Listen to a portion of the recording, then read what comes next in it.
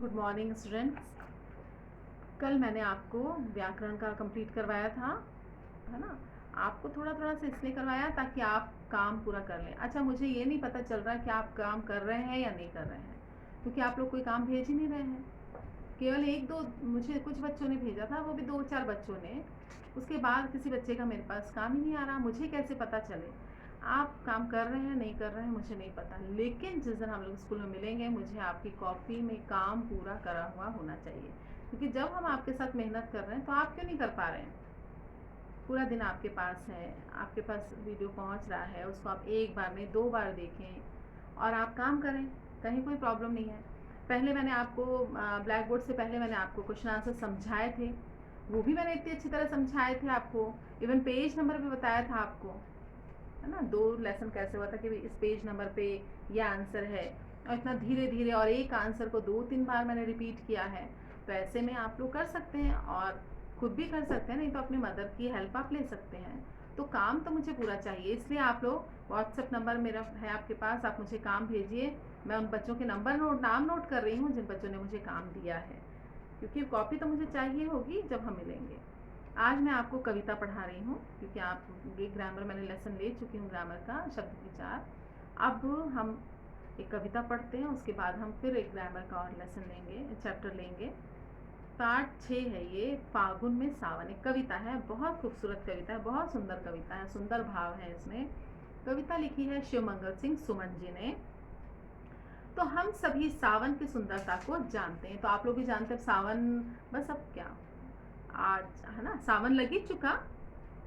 कल से मतलब आज से सावन शुरू हो गया है।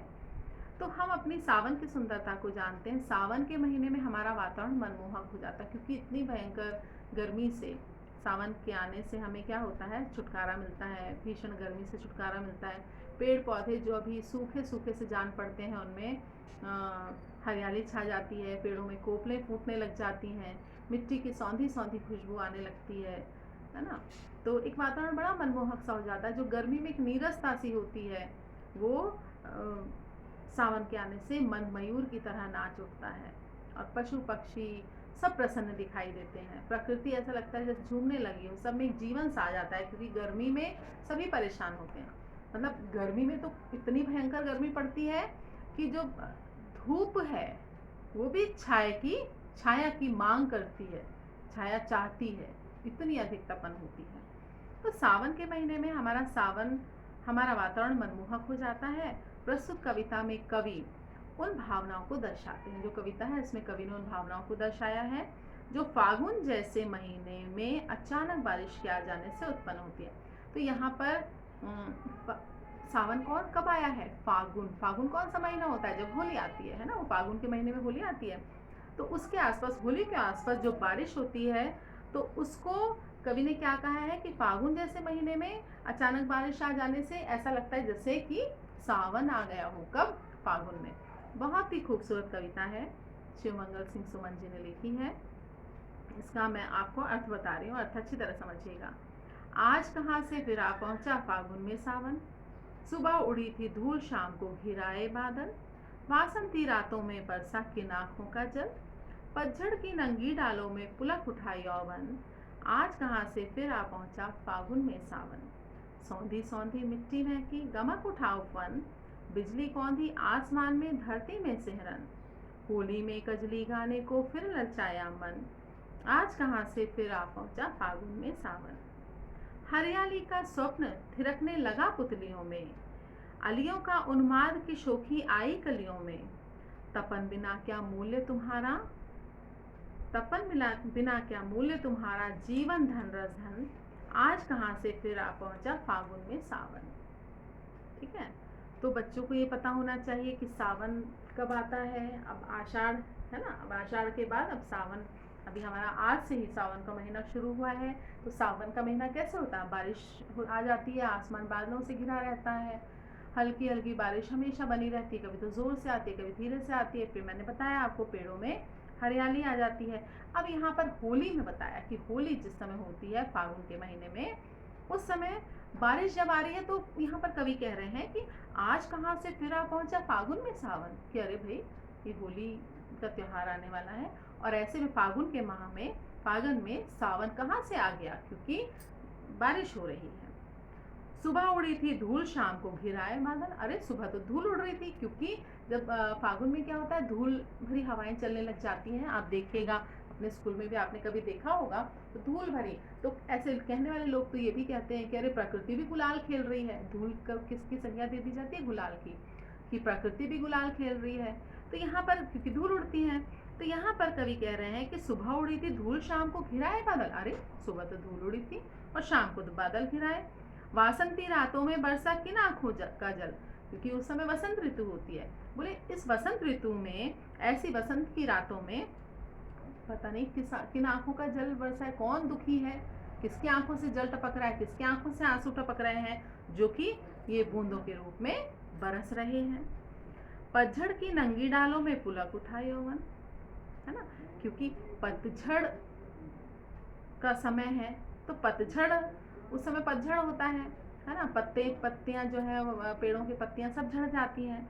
तो कवि कह रहे हैं कि पतझड़ की नंगी डालों में पुलक उठा यौवन, यानी कि पतझड़ में जो पत्तियां झड़ गई थी, अब उसमें नन्ही नन्ही कोपलें, बारिश की बूंदों से, वर्षा की बूंदों से उसमें नन्ही नन्ही सी कोपलें, और पतझड़ के आने पर जब पतझड़ आ जाता है तो नन्ही नन्ही कोपलें उगती हैं, और बारिश पड़ने से तो कोपलें और जल्दी प्रस्फुटित होती हैं। तो कह रहे हैं पतझड़ की नंगी डालों में पुलक उठा यौवन। अरे इस पतझड़ की जो पेड़ों की जो डालियां नंगी हो गई थी मीन्स उसमें एक भी पत्ते दिखाई नहीं दे रहे थे, उनमें फिर से यौवन जो है कोपलों के रूप में एक यौवन, जवानी, है ना, वो जाग उठा, पेड़ों का यौवन जाग उठा। आज कहाँ से फिर आ पहुंचा फागुन में सावन। कवि बड़ा आश्चर्य कर रहे हैं कि आज भाई कहाँ से फिर से फागुन में सावन कैसे आ गया, बड़े आश्चर्य की बात है। आगे कवि कह रहे हैं सौंधी सौंधी मिट्टी में की गमक उठा ऊपर।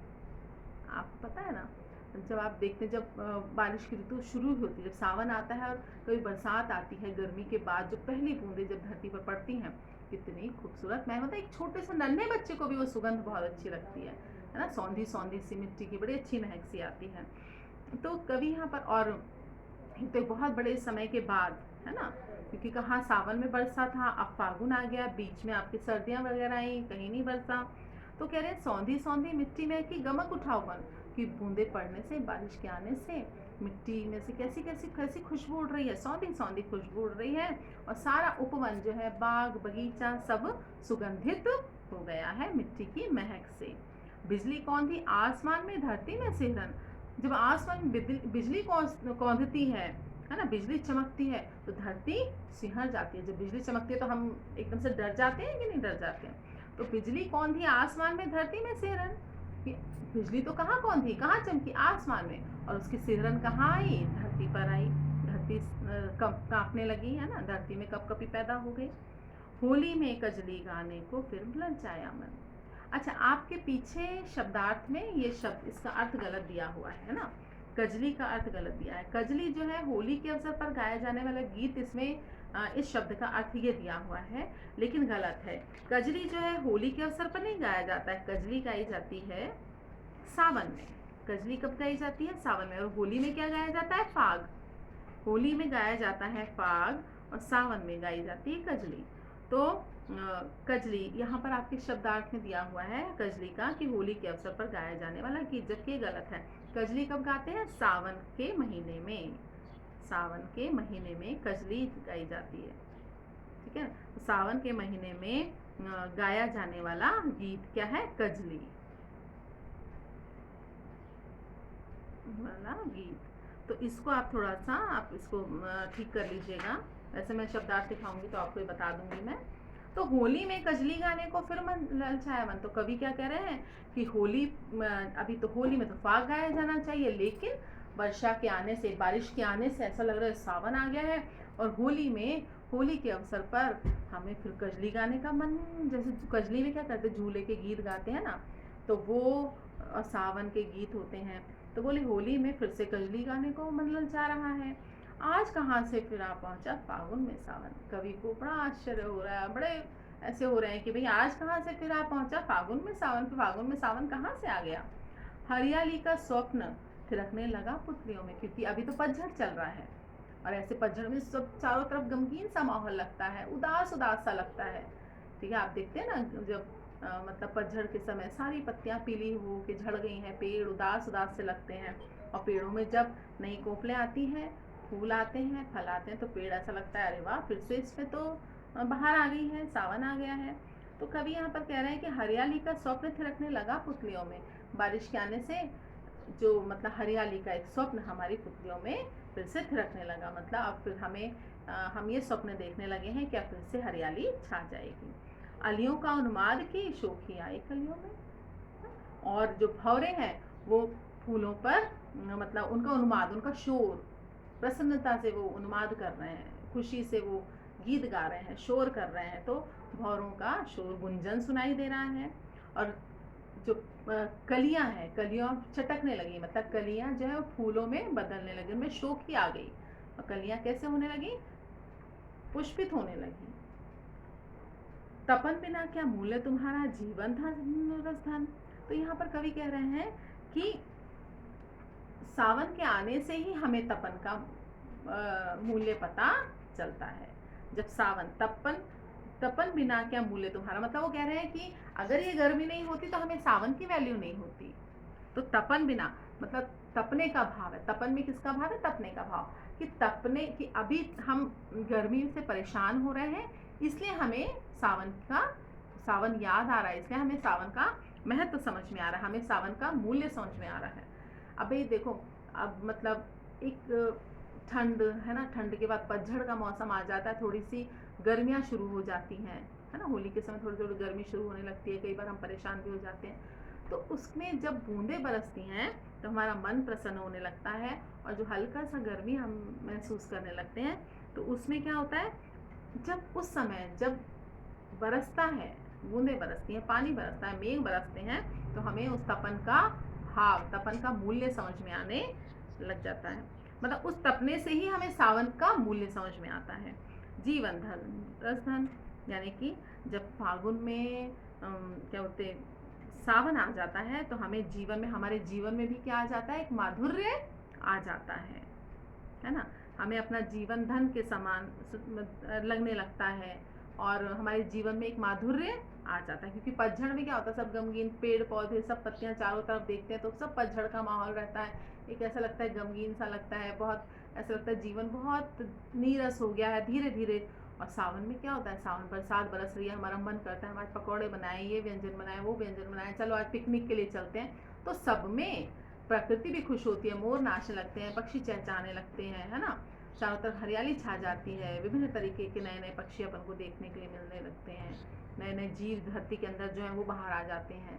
और पतझड़ में क्या होता है, बड़ा सूनापन सा लगता है, शरीर में आलस सा छाने लगता है, नींद आने लगती है ना, जीवन में एक रुकावट सी आ जाती है, ऐसा होता है। तो लेकिन जब फागुन में मेघ बरसते हैं, बादल बरसते हैं, सावन जैसा मंजर आता है, तो फिर से जीवन में एक माधुर्य आ जाता है।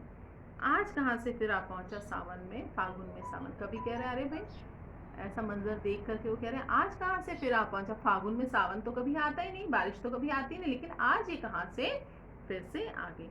बहुत ही सुंदर कविता, बहुत ही सुंदर भाव, शिवमंगल सिंह सुमन द्वारा लिखी हुई। मैंने आपको अर्थ समझा दिया है, और मुझे ऐसी उम्मीद है कि आपको अर्थ समझ में आ जाएगा। अब मैं आपको सामने रूबरू तो आपको समझा ही रही हूँ, क्लास की बात थोड़ा सा फ़र्क हो जाती है, क्योंकि आप मुझे से क्वेश्चन करते हैं, कोई प्रश्न करते हैं, मैं आपका उसको जवाब दे सकती हूँ, तो वो पढ़ने का अलग ही आनंद है। लेकिन अब समय की मांग ये है, तो इसके हिसाब से हम ये पढ़ेंगे। तो अभी आपको थोड़ा सा अपने मदर फादर, अपने पेरेंट्स की थोड़ी हेल्प लेनी पड़ेगी, उनकी मदद से आप इस पाठ को समझिएगा, और जो कोई प्रॉब्लम है मैं फिर से बताने को तैयार हूँ। तो चलो बस इतना ही।